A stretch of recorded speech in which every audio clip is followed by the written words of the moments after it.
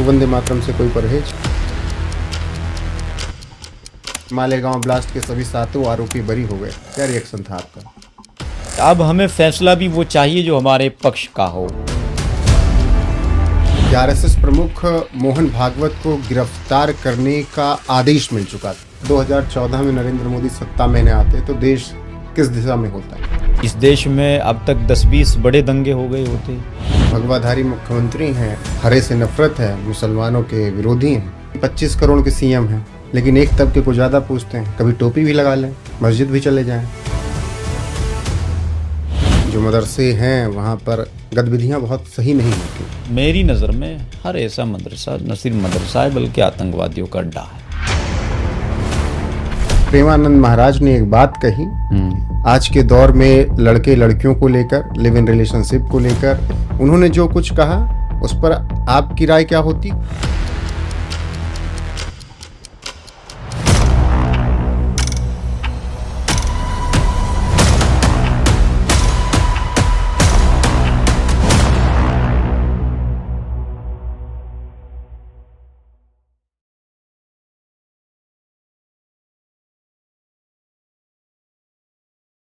स्वागत है आप सभी का एनएफ न्यूज पर। मैं हूं आपके साथ रोहित। 29 सितंबर 2008 रात को लगभग 9:30 बजे एक खबर आती है कि महाराष्ट्र के मालेगांव में बम ब्लास्ट हुआ, जिसमें 101 लोगों की घायल होने की खबर थी और कई लोगों के मारे जाने की खबर थी। और इस खबर में जिस तरीके से तमाम नाम जुड़े, वो चाहे प्रज्ञा ठाकुर के हों या उस वक्त किसी कर्नल का नाम हो, जिन्हें आरोपी बाद में बनाया गया, उसने देश में एक नई थ्योरी गढ़ी, भगवा आतंकवाद की। हालांकि लंबे वक्त बाद अब सभी सातों आरोपियों को बरी कर दिया गया है। अब इस पर भी तमाम बहस हो रही है और इसी बीच एक और खुलासा हुआ कि उसी भगवा आतंकवाद के शब्द को स्थापित करने के लिए आरएसएस प्रमुख मोहन भागवत को भी गिरफ्तार करने के आदेश थे। हालांकि इंस्पेक्टर ऐसा नहीं कर सके क्योंकि उन्होंने कहा कि ऐसा करना मेरे लिए संभव नहीं था और जब मैंने आदेश नहीं माना तो इसीलिए मेरे खिलाफ कार्रवाई हुई।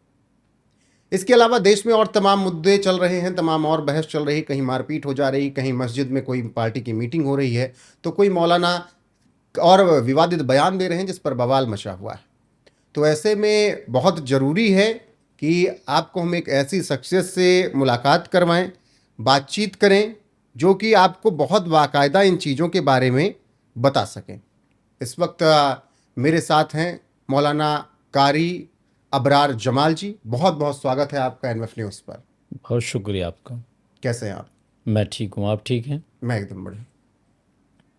खबर आप जब सुनी कि मालेगांव ब्लास्ट के सभी सातों आरोपी बरी हो गए, क्या रिएक्शन था आपका? देखिए, जिस वक्त जो भी सरकार सत्ता में होती है और जहाँ जहाँ सरकार की कमियां रहती हैं, सरकार अपने सत्ता के नशे में उन कमियों को छुपाने की कोशिश करती है। लेकिन जब सरकारें चली जाती हैं, उनका नशा ख़त्म हो जाता है, तो फिर बाद में दूध का दूध पानी का पानी हो जाता है। मुझे ठीक बिल्कुल ऐसे ही लगा जब खबर सामने आई। तो पिछली सरकारों ने जो षड्यंत्र रचा, उसका भांडाफोड़ हुआ और माननीय न्यायालय ने जो फैसला सुनाया, पूरे देश में उसको लेकर एक उत्साह का माहौल था। चूँकि इस देश की मेजॉरिटी सनातनी, उनके ऊपर जिस तरीके का ये आरोप लगाया गया, जिस तरीके से भगवा को बदनाम किया गया, तो यकीनन ये बहुत स्वागत योग्य था। हमने भी इसको उसी नज़र से देखा। तो भगवा आतंकवाद का जो शब्द गढ़ा गया, आपको भी लगता है साजिशन था? जाहिर सी बात है, मैं समझता हूँ कि सनातनी कभी इन चीज़ों में इन्वॉल्व नहीं हो सकता। चूँकि जहाँ तक मैंने सनातन को समझा है, पढ़ा है, देखा है, और वो सारी चीज़ें आज देश के सामने आ भी रही हैं, तो हमें एक चीज़ ये तय करनी होगी कि हमें देश की अदालतों पर भरोसा रखना होगा। देश की अदालत ने जो फैसला सुनाया, यकीनन वो स्वागत योग्य था, है और रहेगा।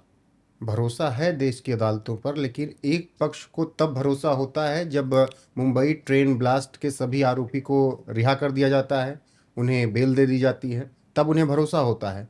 लेकिन मालेगांव ब्लास्ट के 7 आरोपियों को, जिसमें साध्वी प्रज्ञा भी होती हैं, तब अगर कोर्ट ऐसा फैसला देता है तो उन्हें फिर दर्द होता है। वही बात मैं कह रहा हूँ। हम्म। जब कोर्ट मुंबई वाले आरोपियों को रिहा करती है, हम्म। फैसला सुनाती है, तो मुसलमान खुश होता है और एक पक्ष पूरा हम्म।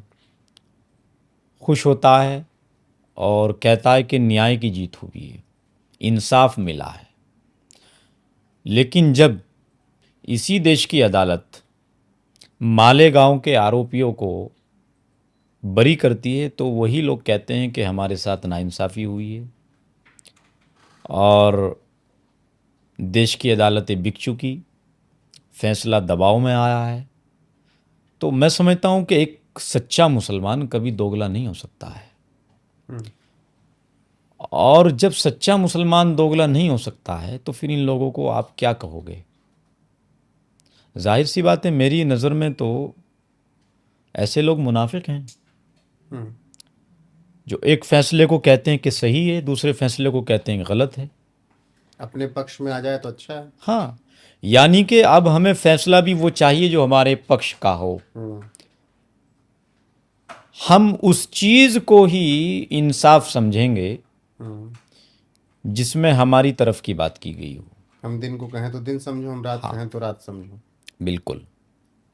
फैसला तो हो, लेकिन हमारे पक्ष का हो। हमारे पक्ष का फैसला नहीं होगा तो हम ये तय कर लेंगे कि आप बिक चुके हो। तो यकीन मानिए, इससे बड़ा दोगलापन, इससे बड़ी मुनाफिकत कुछ नहीं हो सकती है। हम्म। या तो आप तय कर लीजिए कि हमें देश की अदालतों पर भरोसा नहीं है। हाँ, फिर किसी मामले में ना हो। हाँ, और फिर हम देश के टुकड़े करना चाहते हैं। जब देश की अदालतों पर भरोसा नहीं है, तो फिर क्यों आप सरकारों को चुनौतियां देते हैं? क्यों सरकार का वक्त बर्बाद करते हो? सरकार के वकील केस लड़ते हैं, फिर आप हार जाते हो तो कहते हो कि अदालतें बिक गई, आप जीत जाते हो कहते हो कि न्याय की जीत हुई। हम्म। इसी सुप्रीम कोर्ट ने जब राम मंदिर का फैसला सुनाया, तो मुसलमानों ने कहा कि फैसला दबाव में आया।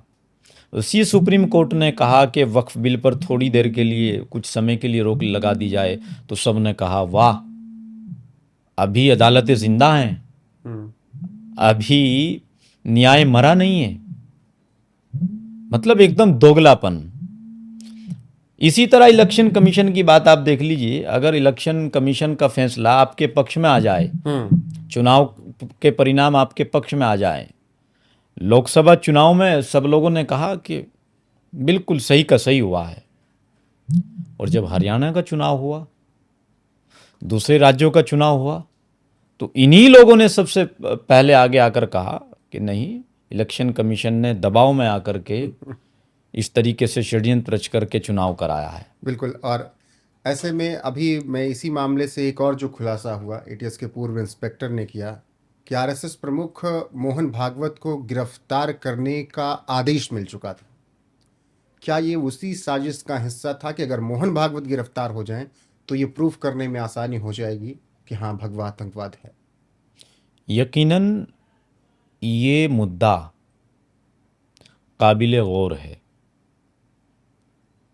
इस पर बातचीत होनी चाहिए, जांच भी इसकी होनी चाहिए। जिस अधिकारी ने ये बयान दिया है, पूर्व अधिकारी ने, हम्म।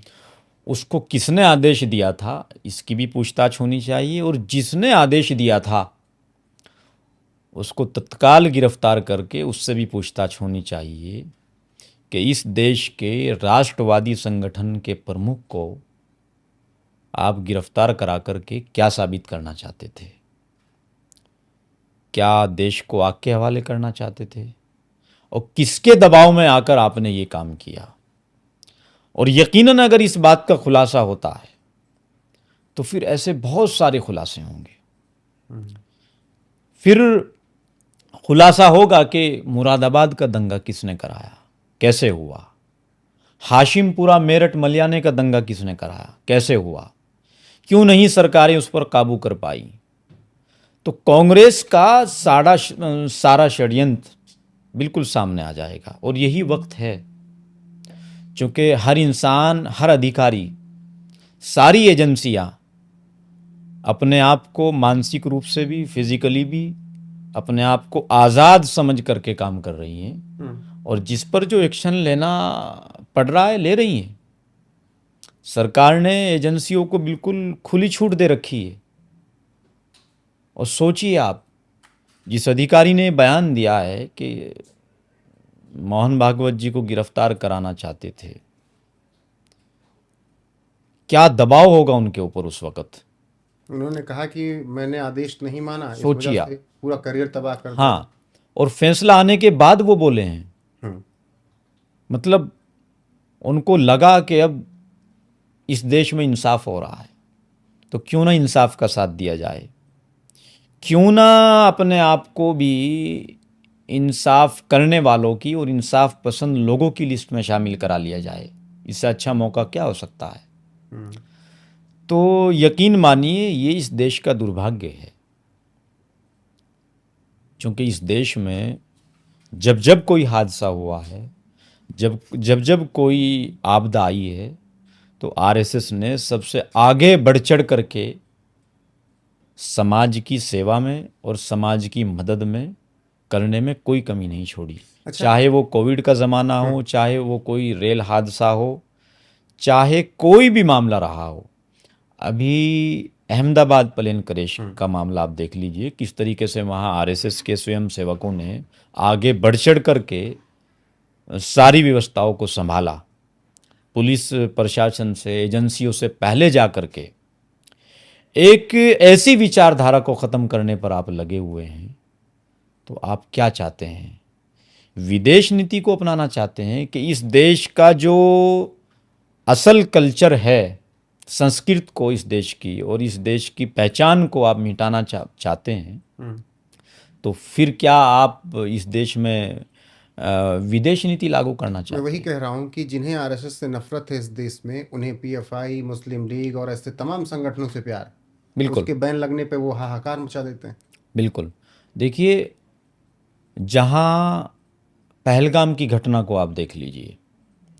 पहलगाम की घटना के बाद सरकार ने जो ऑपरेशन सिंदूर चलाया, उस ऑपरेशन सिंदूर को लेकर सदन में चर्चा हो रही है, सार्वजनिक चर्चा हो रही है।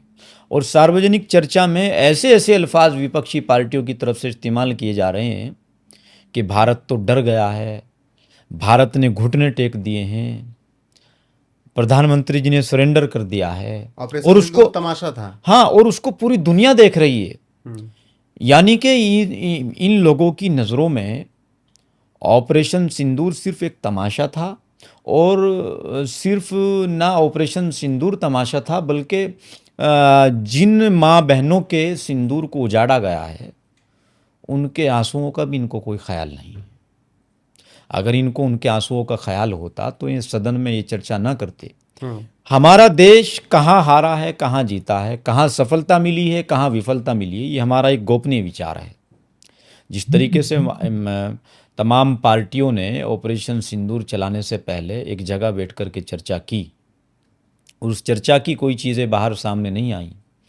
तो अभी भी इस पर ऐसी चर्चा होनी चाहिए थी, सार्वजनिक चर्चा। और इस पर चूंकि क्या है, आप जिस वक्त एक अंधभक्त वाली विचारधारा पर पहुंच जाए, फिर आपके अंदर इतना जहर भर जाता है कि आपको नीम के पत्ते भी मीठे नज़र आते हैं, क्योंकि आपकी बॉडी के अंदर जहर भर चुका। इसी तरह विपक्ष के अंदर मोदी जी की तरफ से इतना जहर भर चुका है कि अब वो मोदी जी का विरोध करते करते देश के विरोध पर उतर आए हैं। अगर 2000 आरएसएस का विरोध करते करते राष्ट्र के विरोध पर उतर आए हैं, जो कि इंतहाई काबिल मजम्मत है। आपने प्रधानमंत्री की बात की, तो मैं ये पूछूंगा, अगर 2014 में नरेंद्र मोदी सत्ता में न आते तो देश किस दिशा में होता? देश उसी दिशा में पहुंचता जहां जा रहा था। आज में इस देश में अब तक 10-20 बड़े दंगे हो गए होते, और देश के उत्तर प्रदेश के पश्चिम इलाके में अगर आप जाएंगे, किस तरीके से वहाँ गुंडागर्दी, किस तरीके से लूट और अपराध और वसूली, क्या माहौल था इस देश का, और किस तरीके से यहाँ सड़कों के अंदर गड्ढे और निकलना चलना सब दुश्वार था। ये इस देश की खुशनसीबी है, हम लोगों की खुशनसीबी है कि रब्बुल आलमीन ने इस देश को एक बेहतरीन मुतहर्रिक और फ़ुआल प्रधानमंत्री दिया है। ये हमारे देश की खुशनसीबी है। वो प्रधानमंत्री दिया है कि आज जिसको दुनिया के तमाम देश सर्वोच्च सम्मान से नवाज रहे हैं, हमारे देश की खुशनसीबी है। लेकिन लोग तो बोलते हैं नरेंद्र सरेंडर करता है। अब जाहिर है वो लोग, अगर उनके लिए आप भगवान जी के चरणों में या काबे में जाकर खड़े हो जाएं, तब भी आप उनकी नज़रों में वही रहेंगे। आपने कहानी नहीं सुनी होगी का कि अरे ये कौन उड़ रहा था, कि वो तो मैं ही था, अरे जब भी आप टेढ़े टेढ़े उड़ रहे थे। तो ये तो वो लोग हैं। लेकिन मैं समझता हूँ कि इंसान को दोगला नहीं बनना चाहिए। कम से कम राष्ट्र के मामले में, देश के मामले में, जहाँ देश का सवाल हो, जहाँ राष्ट्र का सवाल हो, ऐसे मामले में सबको एकजुट होकर के साथ रहना चाहिए। नहीं, साथ तो ऐसा दिया कि रोज पूछते रहे राहुल गांधी और कांग्रेस की, बता दीजिए कितने राफेल गिरे हैं भारत के। हाँ, और आप देखिएगा कि अगर दो लोगों में लड़ाई होती है तो वो इस चीज़ पर बहस करता है हर आदमी कि मैंने दुश्मन को कितना कमज़ोर किया है। यहाँ हम इस पर बहस कर रहे हैं कि हम कितने कमज़ोर हुए हैं। हमारे यहाँ एक मिसाल है, कोई आदमी कह रहा था कि मुझे देहरादून जाना है, तो उसने कहा यार देहरादून की पहाड़ियों में शेर रहते हैं। तो उसने कहा अगर शेर नज़र आएगा तो मैं छिप जाऊंगा। उसने कहा जहाँ तुम छिपोगे वहीं शेर आ जाएगा। उसने फिर कहा कि मैं पहाड़ी के ऊपर चढ़ जाऊंगा। फिर वो कहने लगा शेर पहाड़ी के ऊपर भी आ सकता है। उसने कहा मैं किसी पेड़ पर चढ़ जाऊंगा। फिर कहा कि अगर शेर पेड़ पर चढ़ गया, तो कहने लगा यार अच्छा एक बात बताओ, तुम शेर के साथ हो या मेरे साथ हो? तो इस देश के विपक्ष को पहले ये तय करना होगा कि वो पाकिस्तान के साथ खड़ा है या अपने देश के साथ खड़ा है। जिस तरीके की बयानबाजी सदन के अंदर हो रही थी, ये तो पाकिस्तान की लैंग्वेज थी। भाई पाकिस्तान के लोगों ने भी ये दावा किया कि हमने भारत को नुकसान पहुंचाया है, और विपक्ष के लोगों ने भी ये कहा कि भारत को नुकसान हुआ है। तो क्या फ़र्क रहा पाकिस्तान और भारत के विपक्ष के लोगों की पॉलिसी में? दोनों की भाषा एक है। बिल्कुल, दोनों की भाषा एक है, दोनों की नीति एक है। मैंने कहा था लोकसभा के चुनाव से पहले कि इस देश का बड़ा दुर्भाग्य होगा अगर इस देश को फिर से कांग्रेस की सत्ता मिल गई। क्योंकि अगर कांग्रेस की सत्ता आई तो फिर से पाकिस्तान का विकास होगा, फिर से आतंकवाद को बढ़ावा दिया जाएगा। आप देखिएगा कि जब कांग्रेस की सरकार थी, कांग्रेस के होम मिनिस्टर कश्मीर जाने से डरते थे, घबराते थे। शिंदे साहब। हाँ? और आज कांग्रेस के लोग, राहुल गांधी जी, प्रियंका गांधी जी, कश्मीर जा रहे हैं, घूम कर आ रहे हैं, वादियों में खेल रहे हैं। तो ये बदलाव है। ये बदलाव किसने दिया है? जिस सरकार ने ये बदलाव दिया है, कम से कम उसके साथ खड़े हो जाना चाहिए। इससे अच्छा वक्त कोई नहीं हो सकता। आपने वो कहा कि कांग्रेस अगर दोबारा आई तो ये हो सकता है, ये तो देश की बात है। आप उत्तर प्रदेश से आते हैं, उत्तर प्रदेश में अगर समाजवादी पार्टी आई तो हो सकता है इसमें। देखिए, उत्तर प्रदेश का हाल 2017 से पहले ये था कि जंगलों से इंजन चोरी होते थे, लोगों के घरों से भैंस चोरी होती थी। रात में 7-8 बजे के बाद, बल्कि कई बार तो ये चीज़ दिन में देखने को मिल जाती थी कि छोटे छोटे नौजवान बच्चे, युवा तमंचा लगाया 2000 और 1500-2500 का, चूँकि अगल बगल में पश्चिम इलाके में बहुत सारी फैक्ट्रियाँ तमंचों की थी।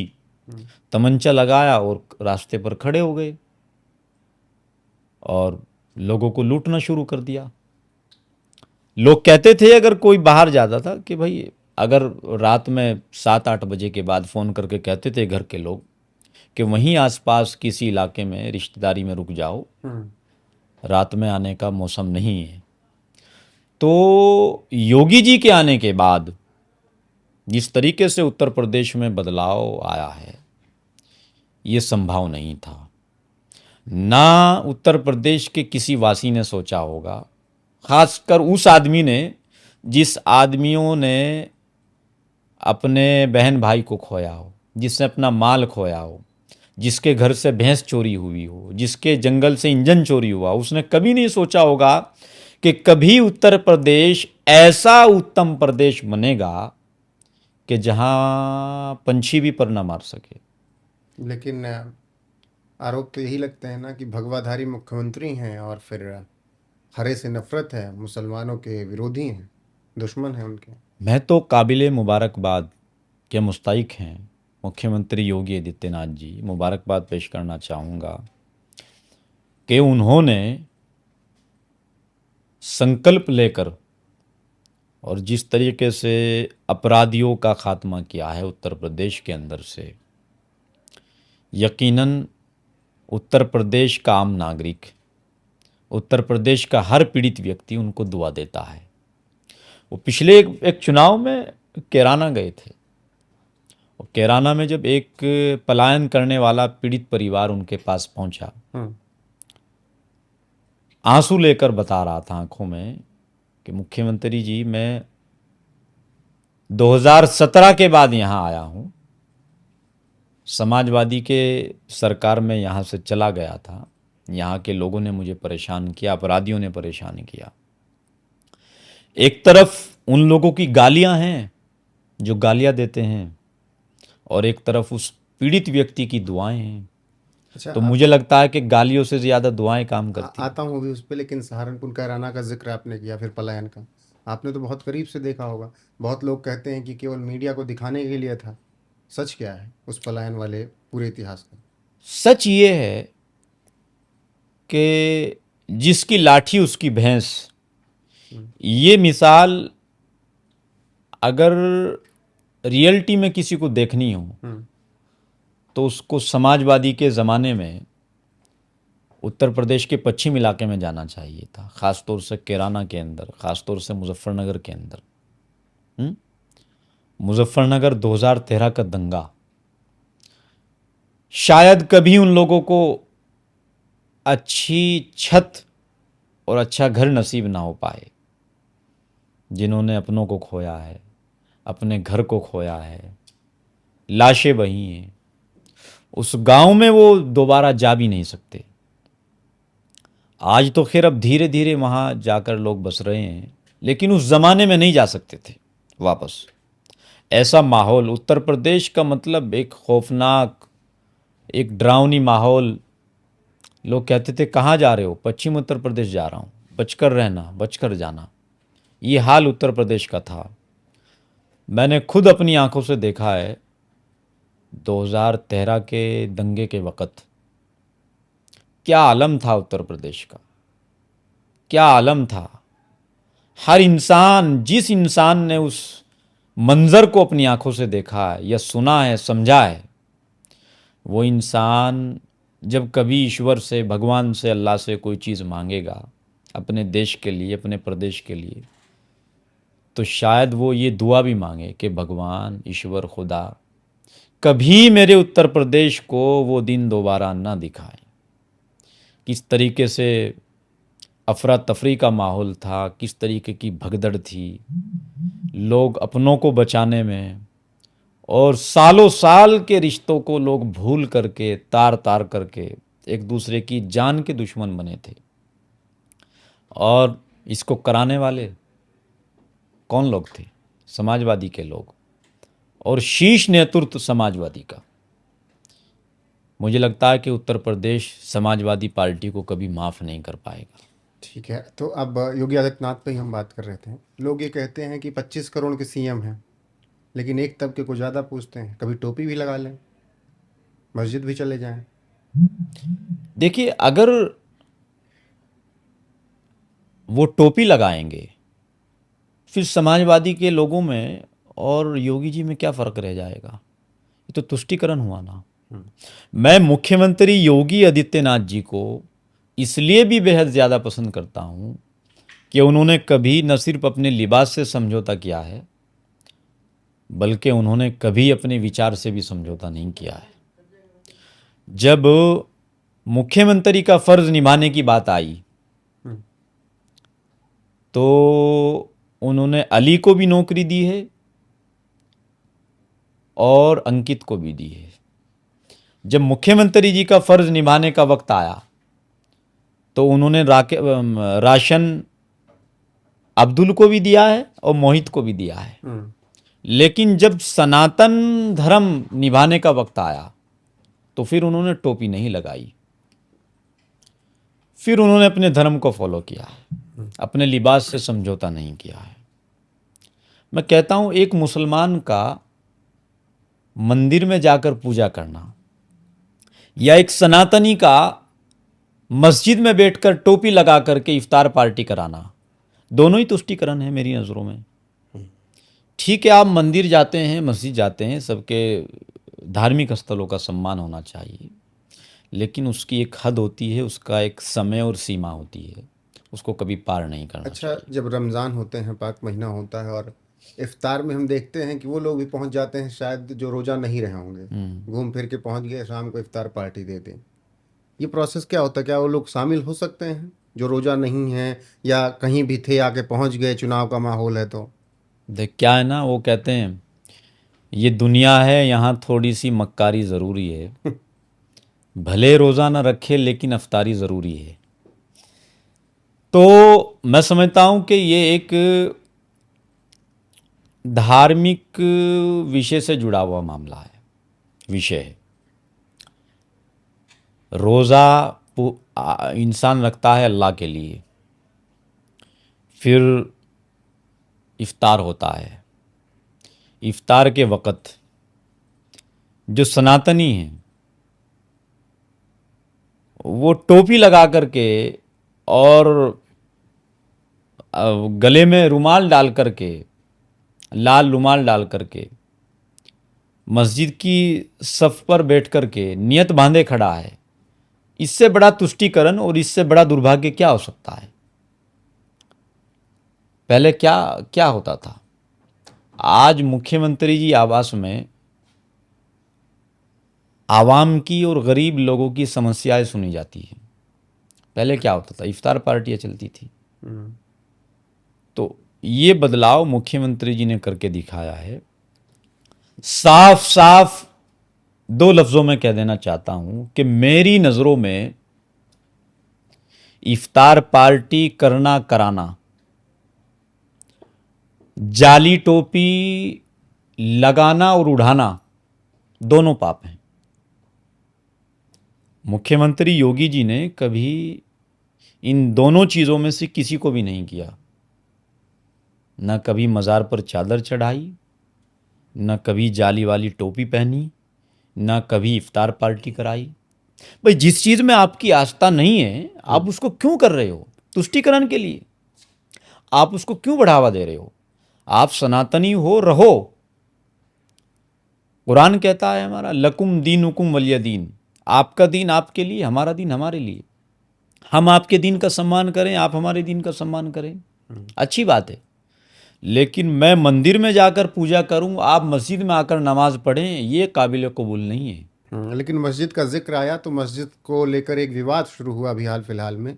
अखिलेश यादव, रामपुर वाले सांसद मुहिबुल्ला, और इसके अलावा संभल वाले सांसद बर्क साहब, डिम्पल यादव, अखिलेश यादव, धर्मेंद्र यादव, ये सब पहुंचते हैं मस्जिद में, और वहाँ से एक तस्वीर निकलती है डिम्पल यादव की, वो सर पर उनके वो नहीं है, और फिर साजिद रशीदी मौलाना जो हैं वो टिप्पणी कर देते हैं कि गलत अवस्था में बैठी थी डिम्पल यादव।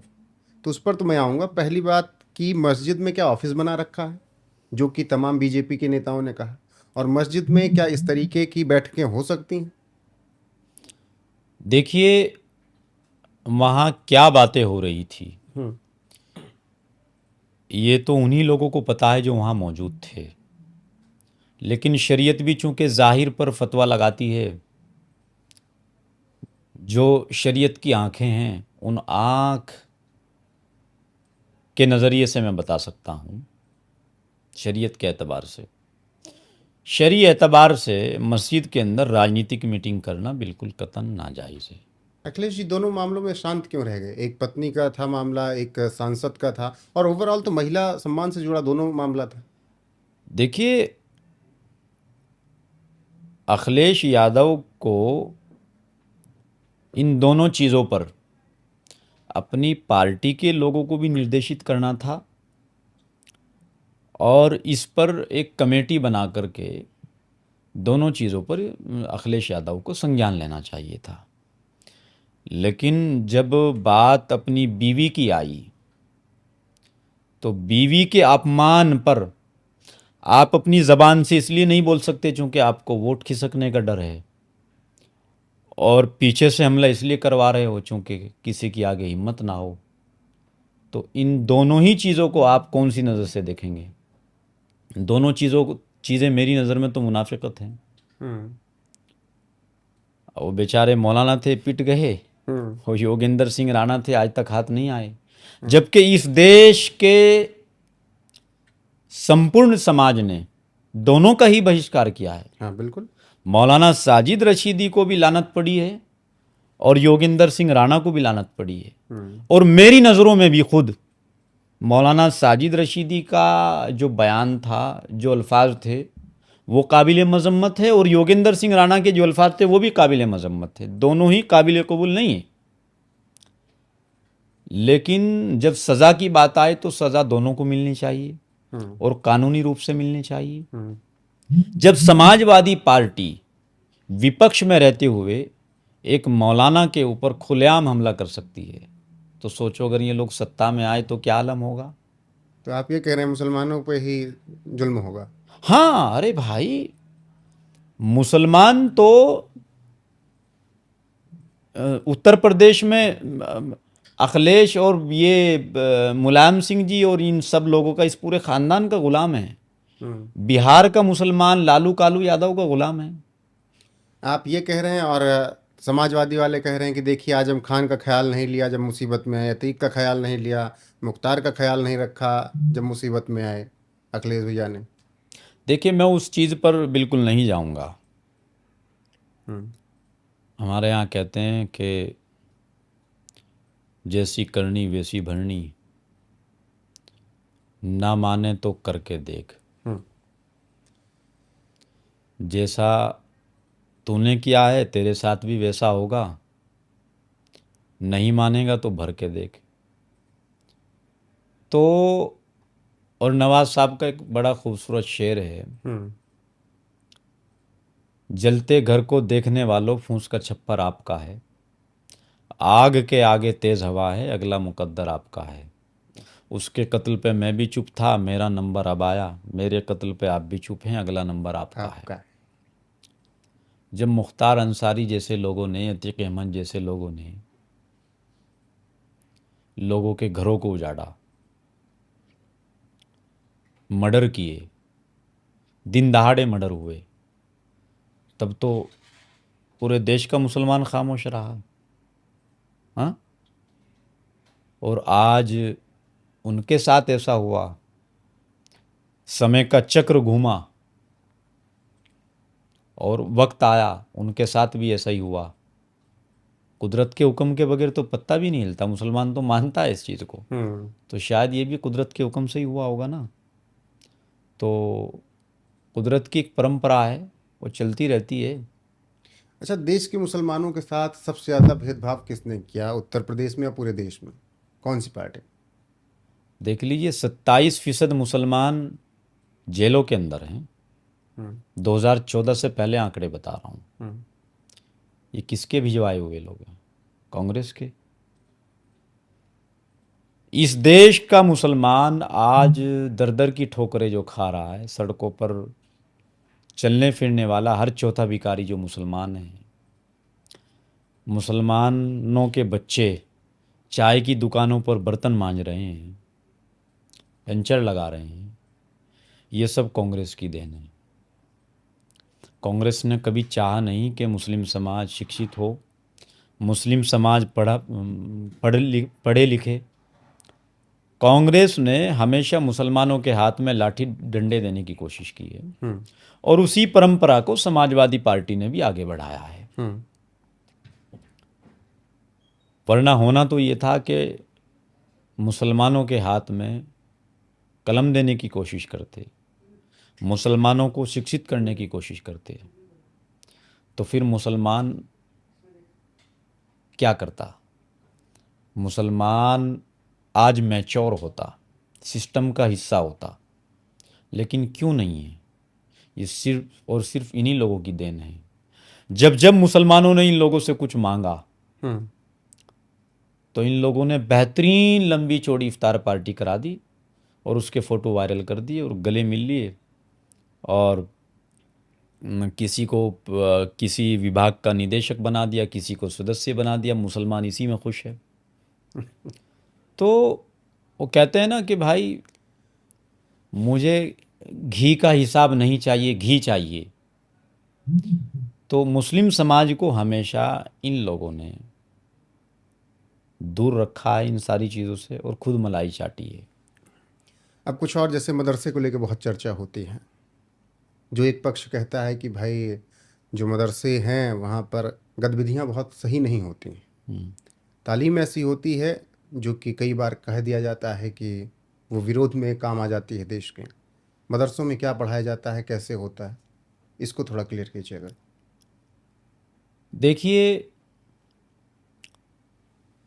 मदारिस ने इस देश को बहुत कुछ दिया है। विचारधारा दोनों अलग अलग हो सकती है। मेरी नज़रों में जो मदारिस इस चीज़ को सिखाते हैं बच्चों को कि आपको हर हालत में अपने देश के साथ रहना है, आपको हर हाल में राष्ट्र के साथ रहना है, मेरी नज़रों में सिर्फ वही मदारिस हैं। इसके अलावा तमाम मदारिस, हर वो मदरसा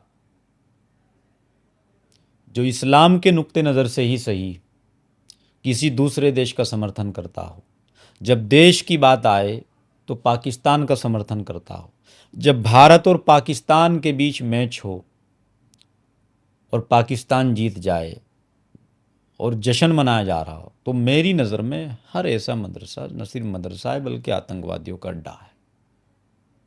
बड़ी जिम्मेदारी इसके साथ कह रहा हूँ। मेरी नज़रों में सिर्फ वो मदरसा है जहाँ इस बात को सिखाया और पढ़ाया जा रहा है कि आपको हर हाल में देश के साथ रहना है। देश की वफादारी आपको जन्नत ले जाएगी। जिस मदरसे के अंदर ये पढ़ाया जाता हो, मेरी नज़रों में ऐसा मदरसा राष्ट्रवादी मदरसा है। और जिस मदरसे के अंदर ये पढ़ाया जा रहा हो कि आपको पाकिस्तान का समर्थन करना है, पाकिस्तान का झंडा इस्लामिक झंडा है, फ़िलिस्तीन का झंडा इस्लामिक झंडा है, इराक का झंडा ही इस्लामिक झंडा है, ऐसा मदरसा मेरी नज़रों में मदरसा नहीं है।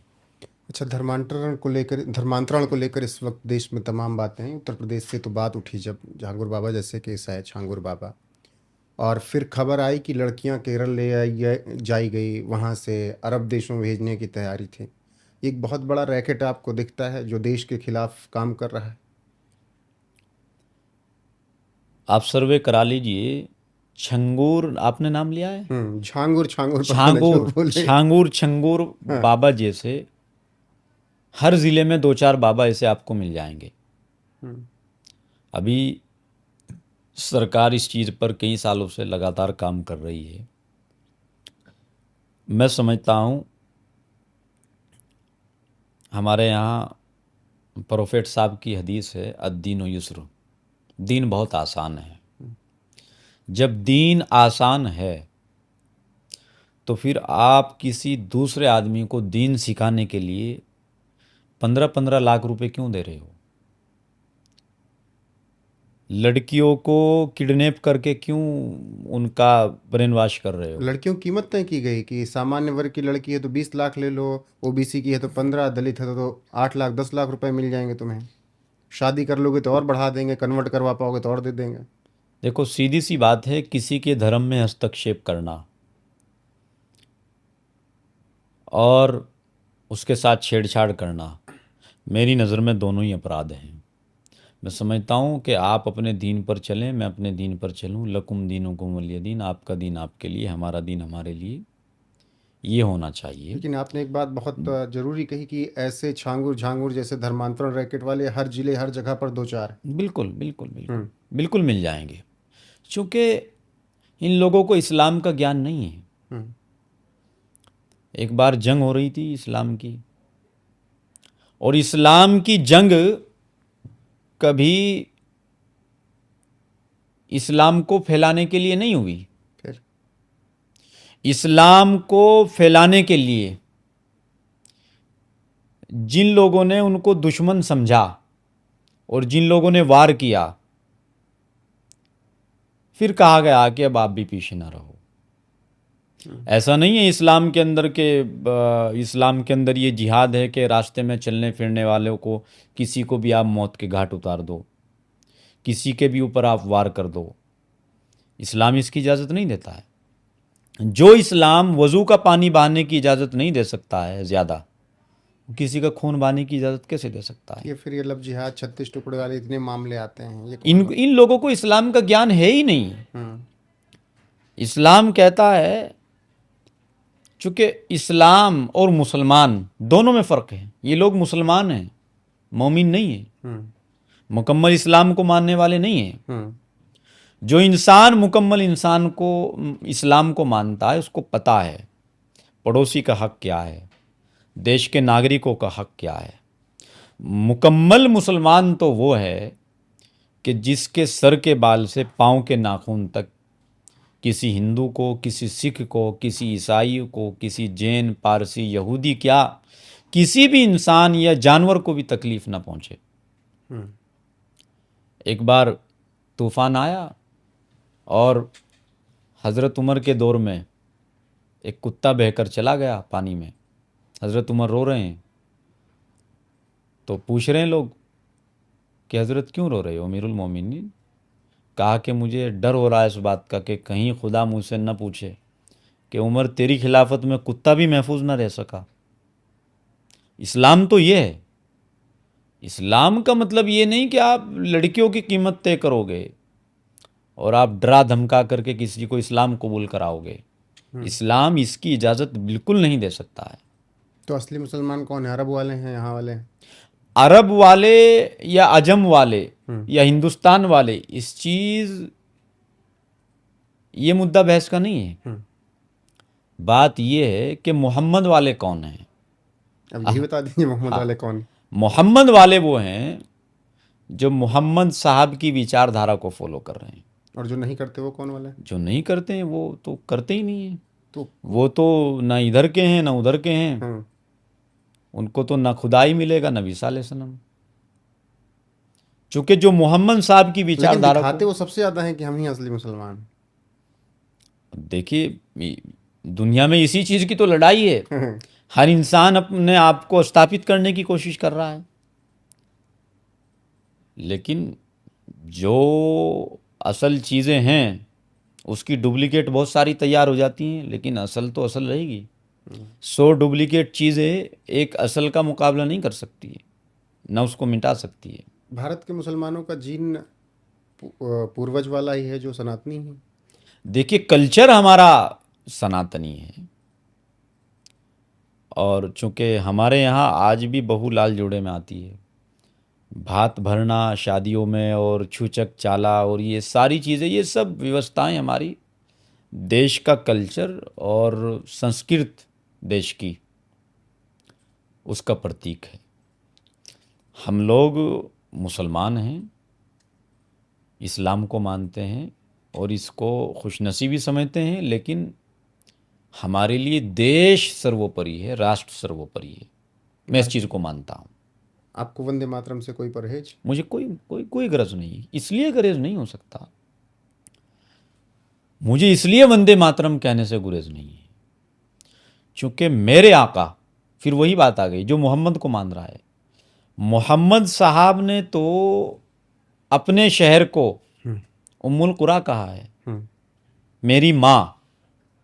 जब मेरे मोहम्मद साहब अपने शहर को अपनी माँ कह सकते हैं, तो मोहम्मद को मानने वाले मुसलमान अपने देश को अपनी माँ क्यों नहीं कह सकते हैं? इसलिए मैं कहता हूँ भारत मेरी माँ से कम नहीं है। जहाँ से मुझे खाने को मिल रहा है, आबो हवा इस्तेमाल कर रहा हूँ इस देश की, देश हमें देता है सब कुछ, हम भी तो कुछ देना सीखें। हम लोग इसी ज़मीन पर दिन में 5 बार नमाज पढ़ते हैं और इस ज़मीन पर माथा टेकते हैं, और इस देश की मिट्टी से हमें वफादारी ना हो तो हमसे बड़ा गद्दार कौन हुआ? और मैं समझता हूँ कि हर इंसान को इस चीज़ को बहुत करीब से देखना भी चाहिए और मानना भी चाहिए कि मुनाफिकत को कभी किसी ने स्वीकारा नहीं है। मुखालफत को दुनिया स्वीकार कर सकती है, मुनाफिकत को नहीं। अच्छा, इस देश में मुसलमानों के असली नेता आपको कौन दिखते हैं? या असली मौलाना या असली मौलवी जो सही रास्ता दिखा रहे हैं? कौन है? नाम भले मत लीजिए, बता सकते हैं कि ये कैटेगरी है उनकी। देखिए, मैं समझता हूँ कि हर वो इंसान, चाहे वो नेता हो, मौलाना हो, कोई भी हो, जो इस बात को कह रहा है कि राष्ट्र सर्वोपरि है, बस मेरी नज़रों में वही पक्का सच्चा मुसलमान है, वही सीधा रास्ता दिखा सकता है। जो पाकिस्तान के झंडे को इस्लामिक झंडा मानता हो, मेरी नज़रों में वो मुसलमान मुसलमान नहीं है, गद्दार है, मुनाफिक है, आतंकवादी है। आप क्योंकि मैं समझता हूँ देश ही सब कुछ है, देश नहीं तो कुछ नहीं है। देश हमें देता है सब कुछ, हम भी कुछ देना सीखें। इस देश में मुसलमानों की सबसे ज़्यादा बात करने वाले नेता असदुद्दीन ओवैसी के बारे में आप क्या सोचते हैं? मैं वही सोचता हूँ जो इस देश के मुसलमान सोचते हैं, और इस देश के मुसलमान उनके बारे में क्या सोचते हैं, ये लोकसभा के चुनाव से आपने अंदाज़ा लगाया होगा, 2022 के चुनाव से अंदाज़ा लगाया होगा। उन्होंने 22 में उत्तर प्रदेश के अंदर चुनाव लड़ा और लोकसभा के अंदर कई सीटों पर चुनाव लड़ा। तो क्या सोचते हैं आप खुद सोचिए। इस देश का राष्ट्रवादी मुसलमान अगर कट्टरता को पसंद करता तो आज मुस्लिम लीग की पूरे देश में सिर्फ 1 सीट ना होती। इस देश का मुसलमान, राष्ट्रवादी मुसलमान, मुसलमानों की अक्सरियत अगर कट्टरवाद को पसंद करती तो जब दिल्ली की जामा मस्जिद पर खड़े होकर मौलाना अबुल कलाम आज़ाद ने आवाज़ लगाई थी तो मुसलमान यहाँ न रुकता, क्योंकि कट्टरवाद के नाम पर तो उनको पाकिस्तान मिल ही रहा था। मैं इसीलिए कहता हूँ कि जिन मुसलमानों को ये लगता था कि हम हिंदुओं के साथ नहीं रह सकते, वो 1947 में चले गए थे भारत को छोड़कर। अभी लगता है कुछ और बचे हुए हैं। कुछ तो रहेंगे, कुछ तो रहेंगे। आप आपके जिस्म के अंदर कहीं पथरी निकल आए और पथरी बड़ी कांटेदार हो, परेशान करने वाली हो, वो निकल भी जाती है लेकिन बहुत दिनों तक आप उसके दर्द को महसूस करते हो। उसलिए कहते हैं रस्सी जल गई लेकिन बल नहीं गया। तो उसी की नुक्ता नज़र से आप देख सकते हैं। तो इस देश का मुसलमान अगर कट्टरवाद को पसंद करता तो अब तक असदुद्दीन ओवैसी को स्वीकार कर लेता, लेकिन कभी करेगा नहीं, ध्यान रखना। लेकिन मन तो है कि कभी ना कभी प्रधानमंत्री बन ही जाएंगे कभी इसी साल। नहीं, कभी नहीं। अगर इस देश का मुसलमान कट्टरवाद को पसंद करता तो आज मुस्लिम लीग सिर्फ एक सीट पर केरल के अंदर सिमट कर न रह गई ठीक होती। है। अब आखिरी सवाल, और ये सवाल इसलिए क्योंकि इस वक्त बहुत चर्चा के केंद्र में है, और बहुत ज़्यादा सुने जाने वाले, जहाँ पर लोग पहुँचते हैं। प्रेमानंद महाराज ने एक बात कही, आज के दौर में लड़के लड़कियों को लेकर, लिव इन रिलेशनशिप को लेकर, एक साथ रहने को लेकर, और उन बातों को ऐसे बताया गया कि लड़कियों के लिए अपशब्द बोले गए, लड़कियों को इस तरीके से नीचा दिखाया गया।